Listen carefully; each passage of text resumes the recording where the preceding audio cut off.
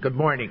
My name is Mack Brewster, and I am an alcoholic. And I'm very glad to be here this morning. I want to thank the committee for having Kay and I over here for the weekend. I want to thank all the people who worked on this thing. Fantastic group here. I was sitting here thinking about the first time I ever stood up at a podium in Alcoholics Anonymous. I had about 3 or 4 months on the program, and I went to a meeting with my sponsor. And about 5 minutes before the meeting started, he said, "You're going to be a 10-minute speaker." And I remember total fear set in me, and I sat there for a few minutes, and I looked at him, and I said, "My God, what will I tell him?" And he said, "Why don't you tell him the truth?" And it's frightened me to death. I remember a time when I was on the end of a chain going into a courtroom down in San Diego. And I was the end guy on this chain. Everybody else was chained together, and I was the last guy on the back end. As we turned the corner going into the courtroom, I saw a little sign on the wall. And it said, "The truth shall set you free." And I remembered that, and I thought, my God, if they know the truth, I'll never get out of here, you know? And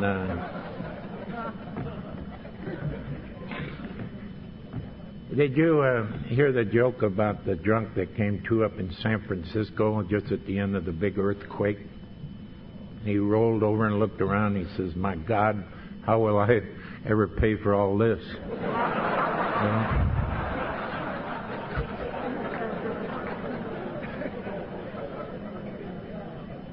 I see a lot of gray hair this morning at this meeting, so I have a little story I'd like to tell you. I belong to a group in Covina called the 502 Club. We have a large clubhouse over there, and it's located at 502 2nd Street.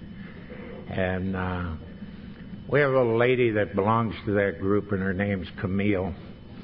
And she's been sober longer than dirt. I mean, just a long time. And I hadn't seen her in a long time, and I saw her come into a meeting one day, and I went over and got her a cup of coffee, and I said, "Camille, where have you been?"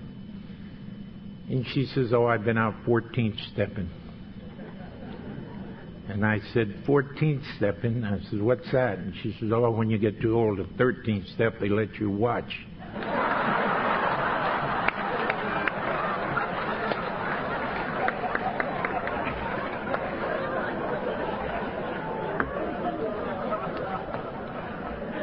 I got the gray hair's attention anyway, didn't I? Yeah. We had a fellow in our group in Covina a few years ago, one of the old timers, and he went blind. And I had an opportunity not too long ago to go down to the waterfront where I got sober in Los Angeles, and I ran into him, and he had his cane, and he was going to do a 10-minute pitch, and he came up and he hung his cane on the podium, and he started telling the story about a blind man. He said this blind man was walking down the street with his CNI dog, and the dog walked him right into a telephone pole. The guy fell down, almost broke his nose, and flopping around on the ground, and the guy ran over and helped the blind guy up. And the blind guy reaches in his pocket, and he brings out a cookie. And he starts calling the dog. And the guy says, "My God," he says, "I saw what happened here." He says, "The dog walked you right into the telephone pole." And he says, "Now you're going to give him a cookie?" And he says, "No, I'm trying to find out where his head is so I can kick his ass."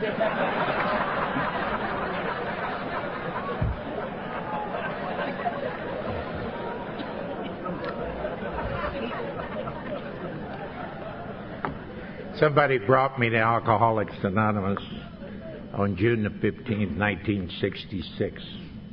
Through the grace of a loving God and you people, and AA as a whole, I haven't found it necessary to drink any alcohol, go to jail, or live the way I used to live. For that, I'm very grateful. I would like to welcome the newcomers here in the room. I'd like to welcome the the ones that came here today and probably wouldn't even raise your hand, because I didn't raise my hand when I was new in Alcoholics Anonymous. Somebody brought me here and set me down in a meeting. They recognized how sick I was. And I sat in those meetings in the back, and I heard a lot of things from these podiums. And the things that I identified with, and some of them I didn't, but I heard a lot of strange things. I heard a guy stand up this podium like I am tonight, and he said, I came to Alcoholics Anonymous, and I only drink beer. And I remember I almost fell out of my chair. I thought, hell, I drink beer when I wasn't drinking, you know. And I don't mean to offend the beer drinkers here. I know you can get here drinking beer, but it's just the way it was with me. I heard another guy say that he came to get his wife back. And I was sitting in the back of the meetings where I always sat when I was new. And I thought this guy said you had to get your wife back, you know. And I didn't know what the rules were. And I sat back there through that whole meeting trying to figure out which one of my wives would have me back, you know. Yeah. I heard another guy say that he came to Alcoholics Anonymous and he only drank good whiskey, you know. God, I perked right up. Most everything I ever drank was pretty good, you know, really was. And I drank some pretty raunchy stuff. At the end of World War II, down in the South Pacific on an island, I drank some stuff that was made in a 55-gallon drum. And it was so raunchy and so bad that on the third day you drank this stuff, the mosquitoes quit biting you, you know. I mean, it was bad. They'd light on you and just fly on, you know. And it was good. And I didn't know why it was good until I got here to Alcoholics Anonymous. It was good because it was all there was, you know. And when it's all there is, it's a big difference. I'd like to tell you about the last drink of alcohol I had. It was on June the 14th, 1966. It was in a flop house on Anaheim Street in Wilmington, California. Now, if you don't know where Wilmington is, I'll tell you where it is. It's a little health resort on the way to Catalina. You know? And Anaheim Street is probably, every town around has an Anaheim Street. It's a little street that runs from Long Beach over to San Pedro through the harbor area. And I'm in this flop house, and it's about 10 o'clock in the morning or so, and somebody beat on the door, and I came to and let them in. It was a 16-year-old daughter of mine. And I don't remember exactly what was said in that room that morning, but I remember what I heard. I heard a 16-year-old girl telling me what a lousy father I was. I remember she was all over my case about why I wasn't working, why I wasn't drinking, and why I wasn't taking care of business. I don't remember how long she stayed in the room. But I know before she left the room that day, she said, the sun's shining outside, and it's nice, and you're cooped up here in this room drunk. Said, why don't you go outside, sit by the building, and try to see what you're doing to everybody that loves you. In the meantime, the only thing I know for sure that happened in that room that morning, I poured a drink. I poured a water glass full of whiskey. And I'd try to get it down, and I'd get it in my mouth, and I couldn't swallow it. I'd have to spit it back in the glass. And she's all over my case, and she's telling me that the sun's shining. And she left.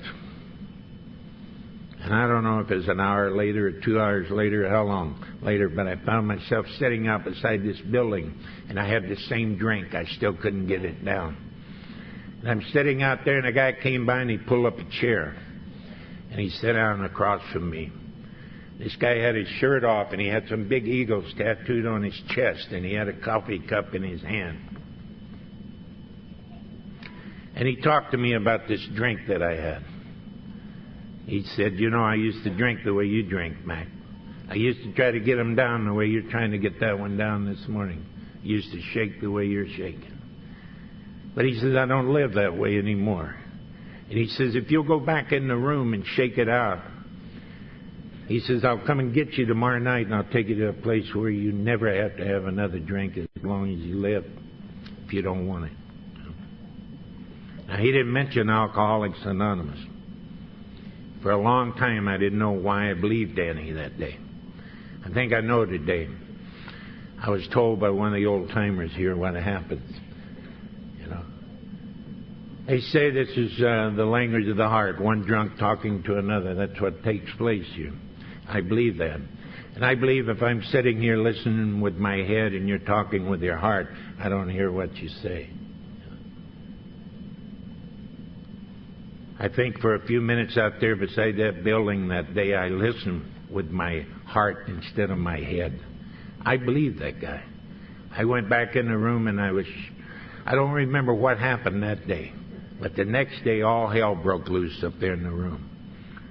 I remember I came down around 2 or 3 o'clock in the afternoon and I got sick and I got to shaking and fear set in. And I got to thinking, what if I go through this and that guy don't show up? You know, I remember the fear in that room. You could cut it with a knife, you know. What if he don't show up to take me to wherever he was going to take me? I was 36 years old when I sat in that room. I'd already drank up 2 families.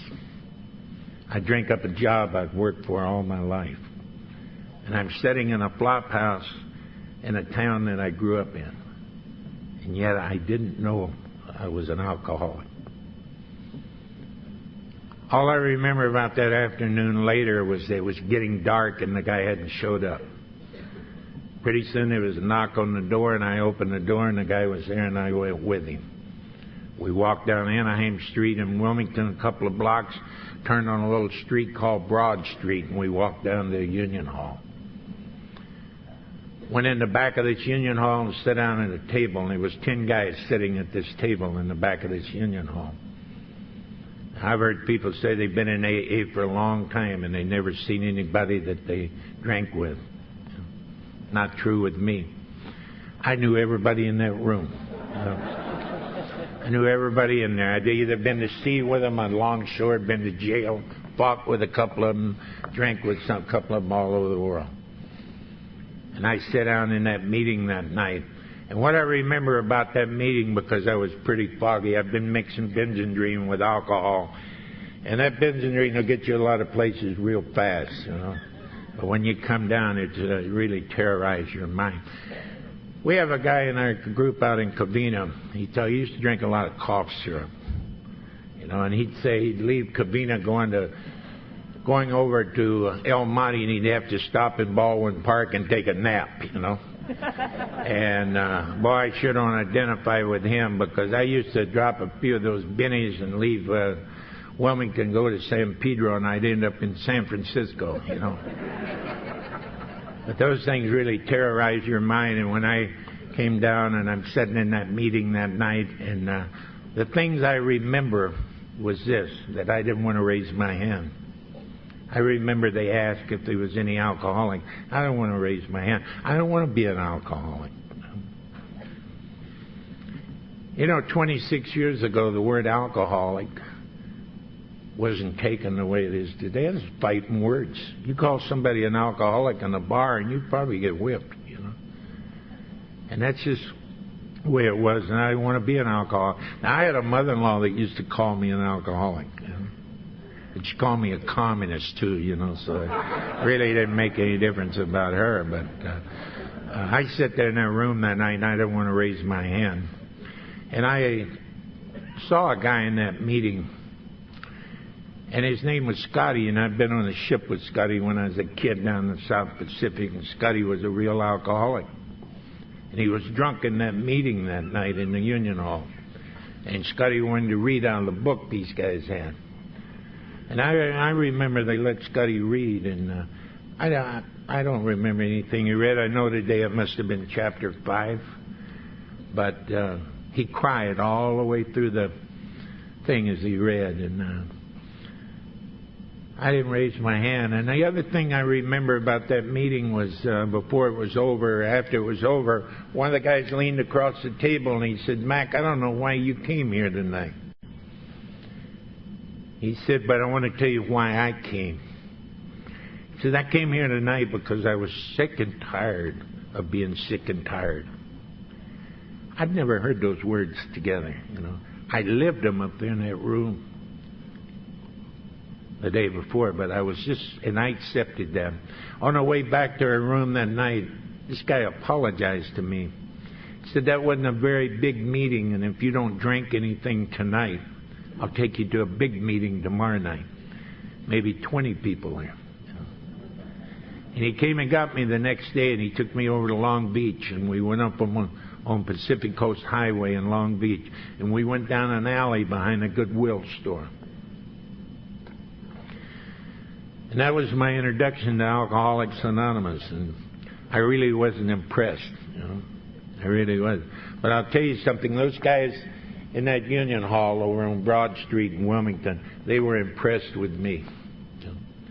They were so impressed with me that they let me make coffee for them for the next 3.5 years. And I became the coffee maker for the Monday night meeting in Wilmington, and that was my introduction into Alcoholics Anonymous. Now, I don't know how anybody else got here. I don't believe that I just picked up a drink one day and my life went to hell. It wasn't that way with me. I used and abused alcohol for 22 years. Somewhere in all that mess, I think today that I became an alcoholic. The old-timers, when I came here, talked about it. They talked about an invisible line that you cross over from the type of drinker I was to a compulsive drinking that I was doing when I came here to Alcoholics Anonymous. And they call that alcoholism. I didn't know anything about that. I used to tell people I didn't know anything about AA when I got here. But that's not true neither. I grew up in Wilmington, a little town down there in the harbor, Los Angeles Harbor. And I grew up with a group of guys that most of us ran away when we were 16, which I did. I ran away from home when I was 16 years old in the middle of that popular war. I went up to San Francisco and I went through maritime school and I started going to sea when I was 16. And most of the guys that I ran around with, this clique of guys that I ran around with, were all from that same cloth. And we worked in the maritime industry, and we drank in a bar on Anaheim Street in Wilmington, a bar called The Crisis. Now, this was a night, and I never thought anything about that word until I got here to Alcoholics Anonymous, But this is the type of bar this was. This is a waterfront bar. You could go in the front door, the back door, you could smell the toilet, And they poured a good drink, and if somebody would have bought it and cleaned it up, we'd have went down the street to drink. Everything went together right there. We used to meet in that place. We'd meet at 5:45 in the morning. That waterfront come alive about 5, 6 in the morning, and we'd meet about 5:45. And we'd be sitting behind The Crisis, and if that bartender was 5 minutes late opening that joint up, we were all over him. Sometimes we'd be out there at 2:15 in the morning. We'd sit out there in somebody's car and finish off a jug before we went to wherever we was going. One of the members of that group would get a 502 or he'd get picked up or something. We'd pull some money, bail him out of jail, help him get an attorney. Went to the track, lost his money. We'd get enough money up to see that the kids got fed or the old lady was off his back. We were a tight clique. We were journeyman drinkers. Most of us were around 30 years old at that time, or 28, 30, and we'd all already drank up a wife or two, There was a member of that group that I've been to sea with and I drank with. I grew up with him. His name was Jerry. And Jerry was a good bartender and a hell of a good drinker. And one day Jerry disappeared. He didn't ever come back again. Never. And we're in there weeks later sitting at the bar one day, and a guy came in. He called us all down to the end of the bar, and in a low voice, like Jerry died. This guy said, "Did you guys hear what happened to Jerry?" We said no. This guy said he went to Alcoholics Anonymous. I remember he said it in a low voice like he died. And after that, around that bar, when we talked about Jerry, we talked about him in a low voice like he died, And when I came here and I sat in the back of these meetings, and I'm 36 years old, and you people are talking about not drinking one day at a time, and I'm thinking, oh, God, I know they mean longer than that, And I'm sitting back there and I'm thinking, how in the world can I go out there and function? How can I go out there and function without a drink? And it was a way of life with me. You know?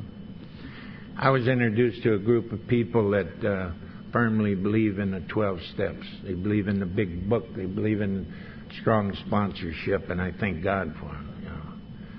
They drugged me screaming and kicking right into those 12 steps and gave me a chance for the first time in my life to find out about this guy I've been drinking with and living with. You know? And if you're new or you're fairly new here this morning and you haven't got into the steps and you haven't really taken a look in here for the answers that we look for out there all our life, then you're missing the greatest adventure you'll ever have in your life. Finding out who you've been drinking with. You know? Yeah. I heard a guy in a meeting one day tell a newcomer, he says, sit down. He says, hang on to your seat because it's going to be a hell of a trip. And one of the old timers said, no, the trip you take here in Alcoholics Anonymous is about this far. The trip you take here is from your head to your heart. That's the trip you're going to take here. I sat in meetings and I heard people talking about God. And my greatest fear in those meetings at that time was that if I really have to believe in God, this thing ain't going to work for me. You know? That was my feeling. I was assured by the old timers that most of us come here and then we come to believe. And that those 12 steps is designed to take you on a trip to find a power greater than yourself, which one day we hope you'll call God. And I do today, you know. I feel that my sobriety has been a gift. I've watched people come in here and seemingly do a lot more than I do. And they leave, yet I get to stay here, so I know it's a gift. You know. I'd like to tell you a little bit about me. I was born in Texas, and when I was 3 years old, my father got killed, and they shipped me off to Arkansas to live on a farm with my grandmother, a little place called Sunshine, Arkansas. Now, that ain't the end of the world, but you can see it from there. You know, it's just right over the hill.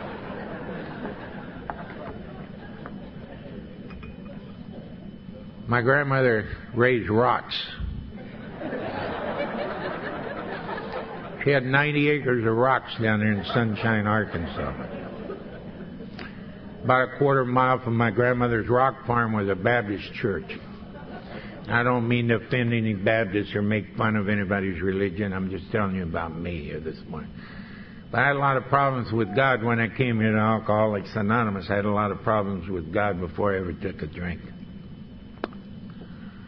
I used to walk about a quarter mile down this dirt road with my grandmother 2 or 3 times a week to this Baptist church, far back as I can remember when I was 7 or 8 years old. People would ride by in their car and they'd wave to us. We'd go sit in the front row of the Baptist church and they'd tell us how much they loved us.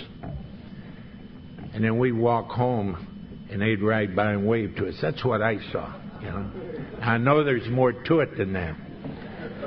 You know, I compared my insides with the way they said they felt and the way they looked, and they told us they loved us, and I knew they didn't love us. You know. Back there in Arkansas, they call it a creek. I don't know what you'd call this out here, a little river, I guess, but down there they call it a creek. And one ran by my grandmother's rock farm, and those Baptists in the summertime used to bring everybody down there and dunk them on Sunday. You know? And I'm about 7 or 8 years old, and I used to go sit on the bank and watch them dunk those Baptists, and they didn't look any different after they dunked them than they did before, you know. And the whole damn thing was a mystery to me. I used to, about 100 yards up this little creek was a big red clay bank, and I used to go up there and kick big chunks of clay off in the creek and muddy up the water so they dunk those Baptists in muddy water. You know? And I haven't had a drink yet.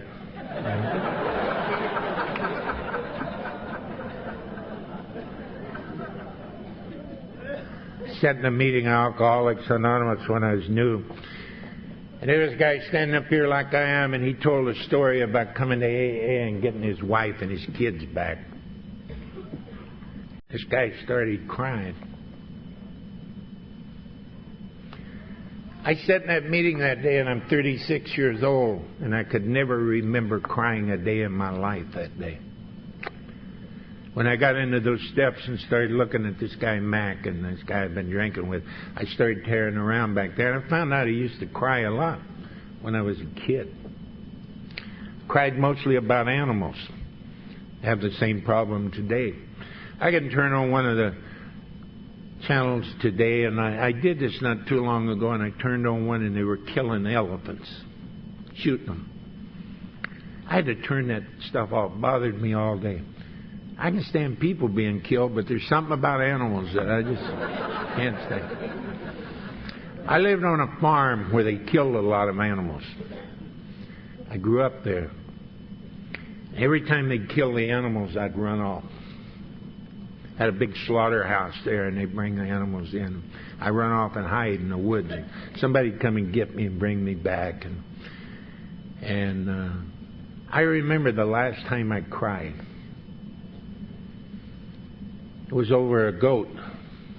Somebody brought a goat out there at the farm, and they gave it to me, or I thought they gave it to me. I built a little wagon, ran the goat around, had a hell of a good time until the 4th of July. And then they barbecued that goat, and off to the woods,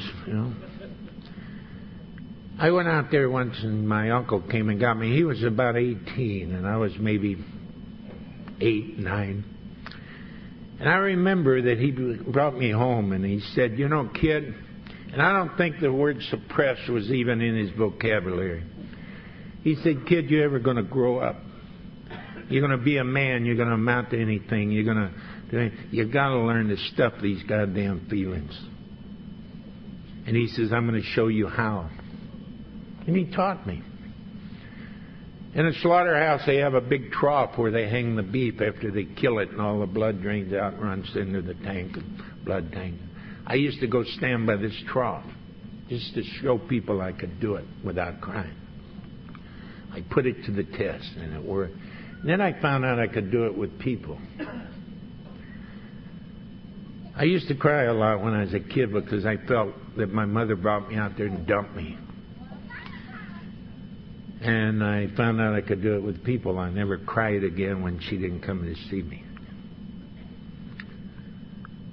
I started stuffing feelings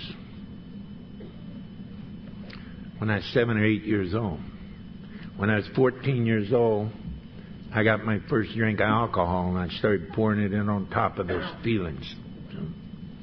And for the next 22 years, I poured booze in on top of those feelings to the point that my system wouldn't take anymore.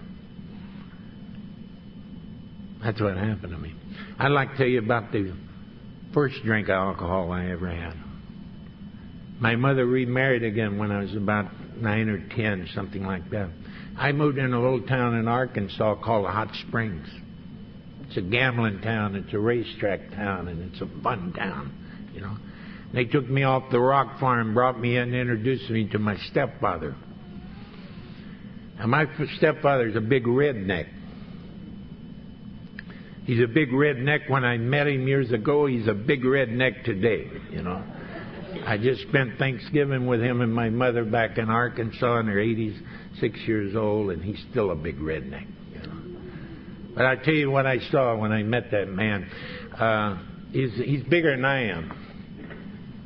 And he drank whiskey, and he drove a pickup truck, and he built bridges, and he liked to fight.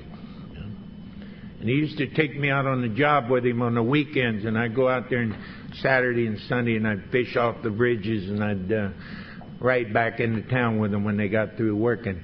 And I'm standing in the middle of a bridge back there in one of those Ozark lakes, and it's noontime on a Saturday, and these guys would work a half a day, and then they'd knock off, and they'd stand in the middle of the bridge, and they'd pass a jug around, and they'd drink. And I'm standing there, and the old man took a big belt out of this jug, and he gave it to me, and I took a belt, and I gave it to the next guy, and it was the first drink of whiskey I ever had. And I don't remember any special feeling or special taste I got from that whiskey that day. I didn't know I got anything out of it until I got into my inventory and started looking at Mack. And I'll tell you what I got that day. For the first time with a drink in my hand, I got a nod of approval from other men. And I got it with a drink in my hand. An approval from other men, which I needed more than anything on the face of this earth.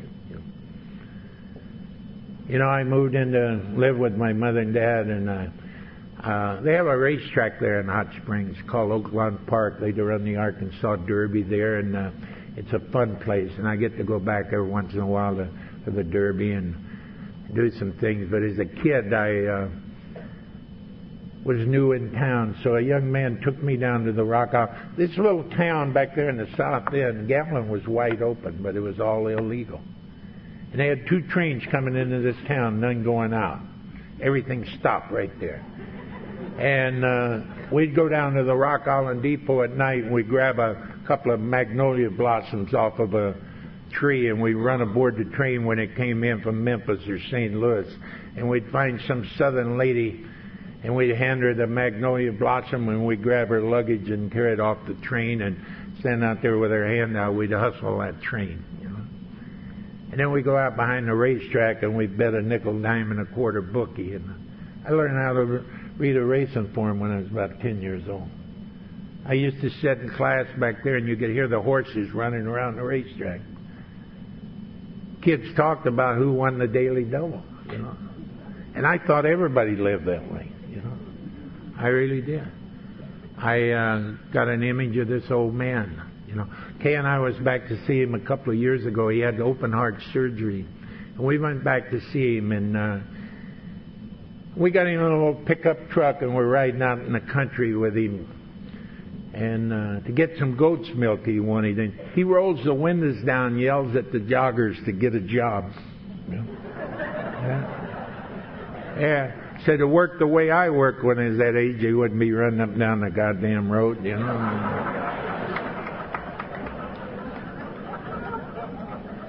If I don't get anything else out of this program, I'm overpaid in that area. I can go sit in a boat with that old man and go fishing or spend my 8 days back there like I did with him at Thanksgiving, and I don't have to take him on. It's a gift. I believe it. I stayed around Hot Springs until I was 14 years old. And I got to come to California, and I moved to San Pedro, California. And I hadn't been in town 2 days, and a kid took me down to the docks and he showed me how to hustle the docks. You could carry the luggage off the passenger ships. You could hustle the union halls and make a run for the guys, or go get them some domino cards or dominoes or pinochle cards, and just hustle. And God, I loved it. And I'm sitting down there, and I'm 16 years old in the middle of that popular war, and I'm thinking, my God, it's going to be over before I get out there, you know. So I ran away from home. I went up to San Francisco, and I went through maritime school, and I started going to sea. And I drank all over the world. And alcohol wasn't a problem to me. Alcohol was an answer to a lot of my problems. I can remember as a young man seeing some guy leaning across the end of a bar, or laying across the end of a bar, and I'd say to myself, you know, if I couldn't hold my whiskey better than that, I'd quit. You know, I can remember that. Somewhere in all that mess of 22 years of using and abusing that alcohol, I became that sucker. You know, I became that guy down at the end of the bar, and I don't know when it happened. And you know, when I was new here, I thought I had to know when it happened. I used to ask people in meetings, I said, you think I'm an alcoholic? And they'd say, yeah. And I'd say, well, when did I become an alcoholic? I mean, I want to know when I became an alcoholic. And one day a guy told me, he says, Mack, I think you became an alcoholic along about the time you quit bragging about how much you could drink and started lying about it. Yeah. I used to brag about how much I could drink. I'd tell you I'm drinking a quart of that Come Catch Me vodka or whatever we're drinking, you know. And I'd brag about it. And then there came a point in my life when somebody'd say, you know, Mack, you better slow down. You're going to lose that wife and those kids or that job. And I'd say, I'm not drinking any more than anybody else around here. And I started lying about it. Somewhere in that spot I became an alcoholic. But I had a lot of drinking before that happened. After World War II was over, the big money was gone out at sea, they put some gambling ships off the coast of California. They put the Lux off Long Beach and the Rex off Redondo Beach. And there was no Las Vegas as it's known today. So they sent to the south to get the gamblers to man the Lux off Long Beach. And they brought a lot of gamblers out of Arkansas. And through the people I knew and the people I knew in the maritime industry, I went to work aboard the Lux off Long Beach. And we were out there for a few months, and we had water taxis and, everything. Life was good. I drank good whiskey, made good money, and had a lot of fun. And alcohol wasn't a problem. I had a problem with authority all my life. You know? I ended up in the Marine Corps one time. And that's a hell of a place to end up if you got a problem with authority, too, you know. I became known as a young man around the waterfront to do most anything for the approval of other men. And I did, and I would. After World War II, there was a lot of non-union ships coming down out of Oregon, Washington. I used to go up north and get on a non-union ship, and I'd bring it south, and I'd sabotage gear and equipment aboard those ships. I got people hurt and possibly killed. I don't know. I just did what I was paid to do. Not proud of it today, but I'm not ashamed of it neither. I just did what I was supposed to do. I became known as a young man to do most anything for the approval of other men. I became an organizer for the International Longshoremen Warehousing Union. I became president of Local 20 of that union when I was 29 years old. I got that job because of what I would do, not what I knew.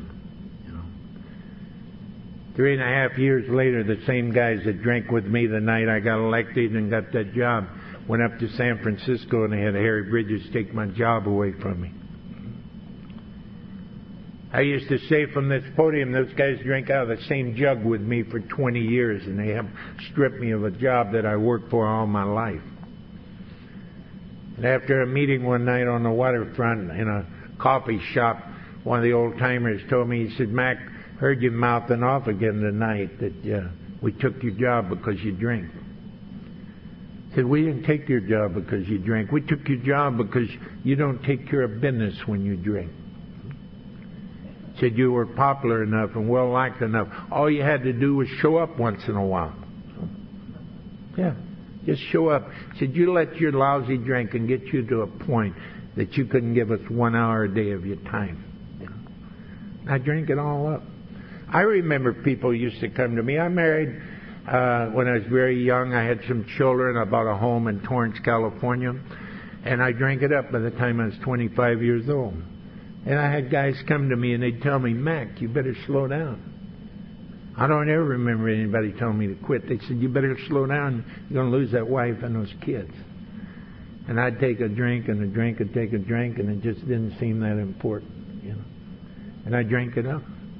I thank God for booze, though, you know. I thank God, and I didn't know that when I came here. You know, booze beat all the ego out of me, beat all my pride out, beat me down to a point that I became willing to go with a total stranger anywhere to get relief from the way I was living, you know. And without that, I think I'd have been dead today, you know. I really do. Ego, pride, I seem to dwell on, if as long as I had that, I had something left. But down there on Anaheim Street, you can lose that awful quick. You know. I drank up my first wife by the time I was 25. I got another wife. I got some more stepchildren. I bought another house out in Torrance, California, and I drank that up. I drank up that job that I worked for all my life, and I still didn't know it was alcoholism. You know. I don't know what it takes to get here. I don't know how old you have to be or how much you have to drink. But I know if you're sick and tired of being sick and tired the way I was when I got here, you can find a home here. I know that today. I got in with those guys around the waterfront, and I went back to work for a copra company after I got sober. unloaded copra ships in the harbor. There's a longshoreman here tonight, or today in this meeting.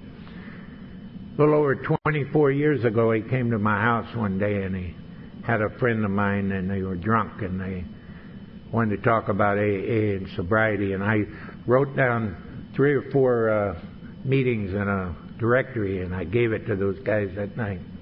And this one guy's never drank again since then. I didn't even take him to the meeting. I just sent him, He used to say that Mack was rough on newcomers, But, I've hauled people around, and I've done everything. I've even paid their rent. I've done everything to try to get them to stay sober, and they get drunk. I think when you're ready, you're ready. I think when you've had that last drink, you've had it. And I hope to God I've had mine, I stayed around the waterfront for 5 years. I worked for this copra company. They went out of business, and finally I got an opportunity in 1971 to move up in the San Gabriel Valley where I live today. I didn't even know where the valley was. I go down on the waterfront today, and people will say, "You still living in the desert, Mack?"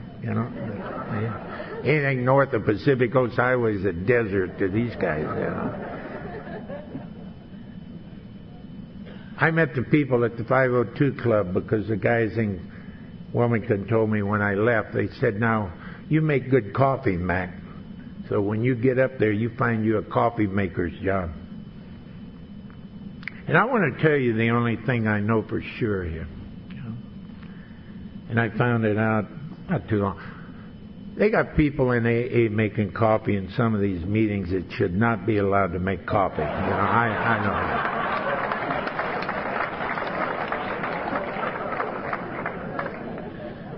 But I went over to the 502 Club in Covina, and I got me a coffee maker's job at the Thursday night men's stag.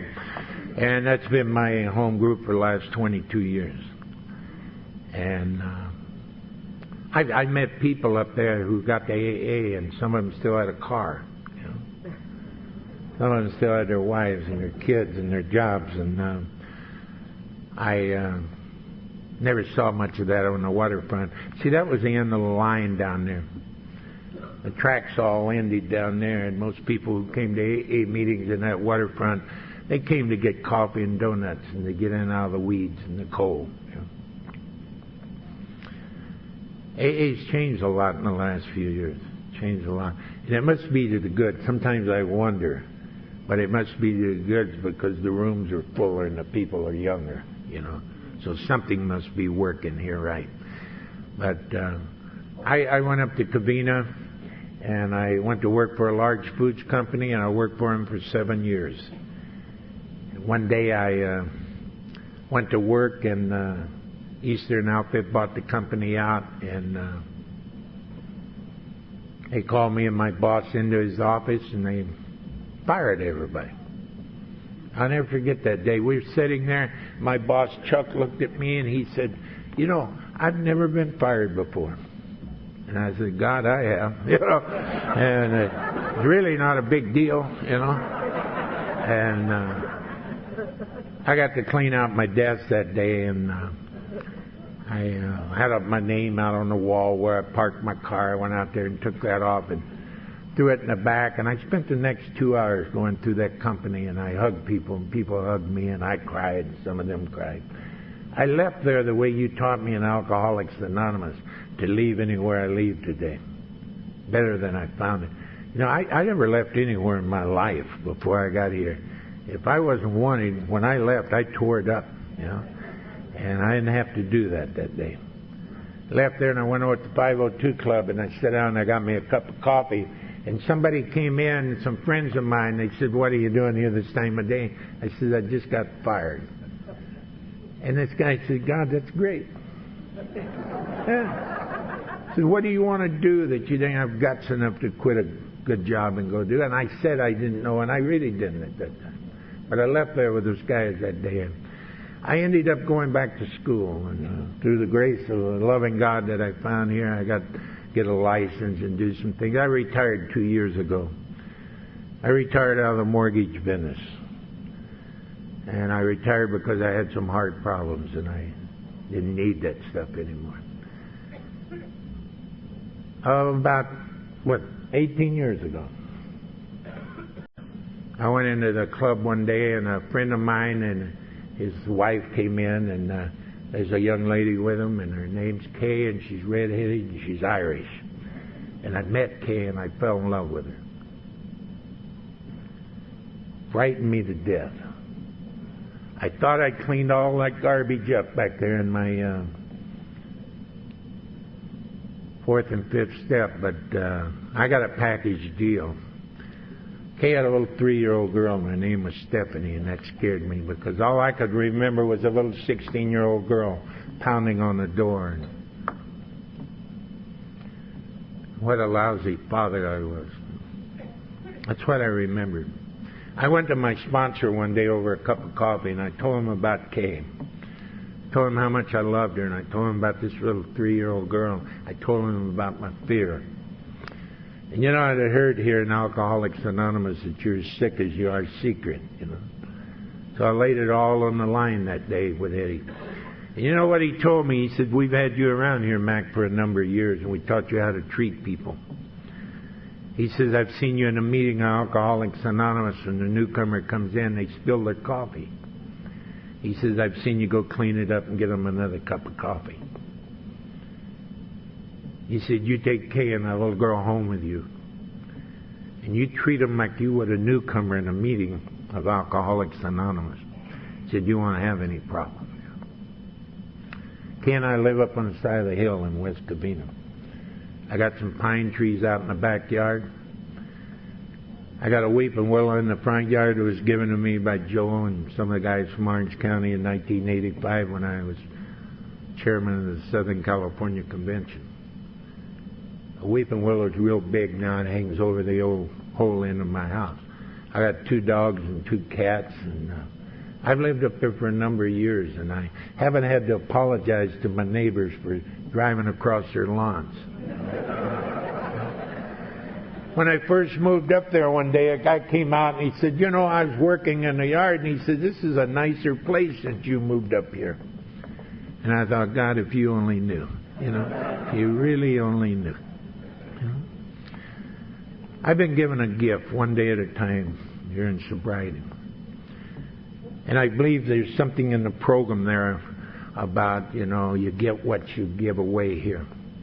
And I remember on my way home from that first meeting that night, walking down Anaheim Street, Daddy told me, he said, Mack, if you find anything in here in Alcoholics Anonymous and you don't share it, you'll lose it. And that's why I came over here this weekend, because I like the way I live. I like the things that go on in my life. I love to see that little 3-year-old girl who will be 21 in a few days come in the house. You know, I watched her grow up. For the first time in my life, I got to be a father. And the old-timers here in this program taught me how. I watched her grow up, and I thought she would skate through life because she lived in a house where there was none of that violence, none of that stuff. It's tough growing up out there as a kid today, you know. She got involved in drugs when she was 16, 15. I watched her mother put her out of the house when she was 16 years old because she wouldn't quit using drugs and alcohol in our home. I watched her break her mother's heart.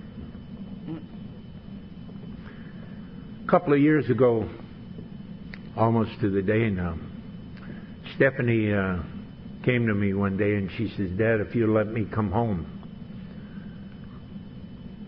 I won't use any more drugs in your house, and I won't drink anymore.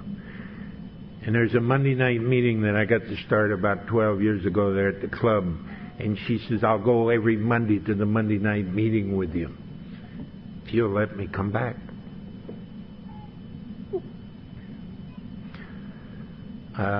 She came back home and started going to the meeting. After about 6 months, she started laughing at the speakers, and she started doing some things, and she became a literature person for that meeting. She's now the treasurer of that meeting. And she just told me the other day she may want to become secretary at the next election. She's coming up on 2 years in just a few days now. And that's a gift, you know. That's a gift.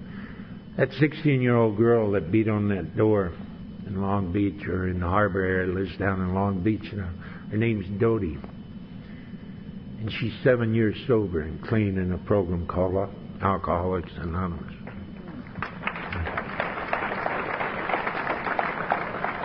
I've been given a gift, and if we stand here tonight, and I'm running here this morning really, and I'm running out of time, but I just want to remind you of one thing. You know, if you think about it, one more drink, one more lousy drink, and we could have missed this whole thing. God bless you.